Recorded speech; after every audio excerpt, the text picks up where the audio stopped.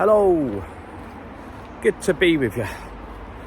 Just getting over COVID, clear now, but it's been a bit of a rough couple of weeks, feeling really poop.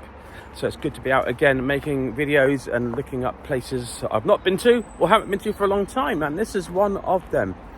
Currently in Dibbinsdale Nature Reserve on the Wirral, near Bromborough, and returning to visit St Patrick's Well. I've not been here since May 2007, a lifetime ago it seems, and found it very dark and gloomy, so I'm coming back here today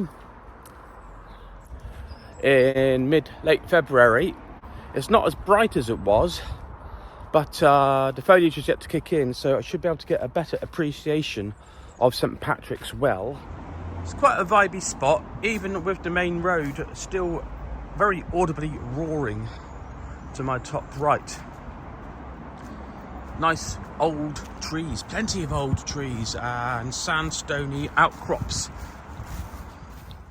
I wasn't sure if I was going to be able to actually get to the well or find it. There's been a lot of trees blown down as you descend from the car park, but thankfully the well is still here. Allegedly, the well's been here since about 432 AD when St Patrick visited.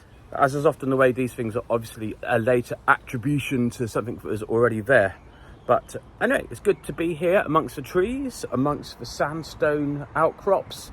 Early February, rhododendrons, holly, towering oaks, some willows around. Really, really lovely here.